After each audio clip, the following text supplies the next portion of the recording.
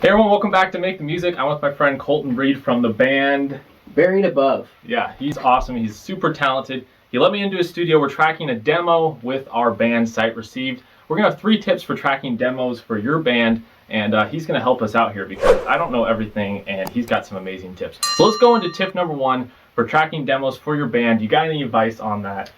So the very first thing I would recommend is make sure that you have all of your parts pretty down pat. If you're just tracking a demo that's fairly brand new, then you can brainstorm it. But if you already have your parts pretty much where you want them to be, that's going to save a lot of time. That's great advice. Tracking a demo is not songwriting, right? They're kind of 2 different things. So you almost want to songwrite a little bit ahead of time. Make sure you have the arrangement of the track figured out, and then going in and figure out the individual specific parts, would you say? Yeah, especially if you don't have a home setup. If you're hiring someone out that's maybe charging you by the hour, that's going to get really expensive really quick. Yeah, exactly. Great tip there. So then my tip number 2 would be have an idea of what you want the sound of your album or EP or single to be before you go into demoing it, right? Don't just decide, hey, we're just going to track a bunch of stuff and see what our sound ends up being. But understand, like, hey, it's going to be this genre. I want to kind of use this sound design, right? Maybe we're going to use these plugins. Go in with that idea. What would you say to that a little bit? I think that's a good idea.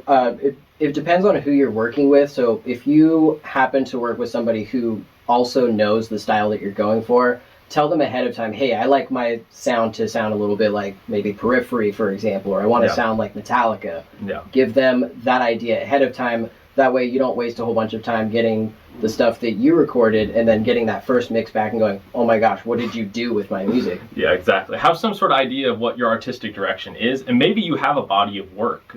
I would send that to the engineer or producer, like, hey, this is kind of what my sound is. Can we find a new way to, navigate that? Maybe would be a good idea, right? Yep. So another thing, actually, since you brought that up, okay. I'm going to be recording my new album from my home studio here. And I'm going to be outsourcing that work to Nashville as opposed to just flying out there myself. It's going to get the cost down a lot. So having that ability to be able to track everything on your own, if you have that, it's going to help you a lot and save you a lot of money. Yeah. I would say tip number 3 is have the instruments you're going to use available to you in your studio while you're tracking the demos, right? We're in Colton's studio. It's amazing here. He built this himself. He's got guitars here. He's got his Kemper there. He's got a keyboard there. He has everything he needs and he's got his drum software, right? MIDI bass. He's got everything he needs. And we were just tracking some demo stuff, and he's like, hey, let me add a octave rise on this synth. He went over to his keyboard in 5 seconds. He pulled it up and we did it, right? Didn't ruin the flow of the session at all. And I think that's pretty big. Mm-hmm. Yeah, it's good to be able to work with somebody who has a quick workflow already established. That way, if you have any ideas on the go, you can kind of feed off of yourself and the other person and make what you had initially coming in even better. Yeah, we literally, I was like, hey, let's do an acoustic part. He grabbed his mic, and in a minute, we mic'd something up, and it sounded incredible, right? That just keeps the inspiration going, as opposed to, well, I don't have this keyboard, let me draw this synth in on MIDI or something like that. And you just totally kill the workflow of your session. So do you have any additional bonus tips for tracking demos now that you're starting to do it and get into it? So what I would say, any bonus tips for tracking demos is don't be afraid to track the same part multiple times, even if you're certain that you got it right perfect the first time, because you never know when you might need that extra take somewhere else. Yeah. How often does demo material end up on final stuff? You'd be surprised. Yeah. So on my last album I did, there was quite a few MIDI and production files that I produced on Logic back when I wasn't even that good at it. And when I bounced the files out, they pulled them up on their Pro Tools session and just put all their filters on it. And even though it's got a little bit of filtering on it, it's still the takes that I bounced myself. Yeah. Things like MIDI, drum sample processing, right?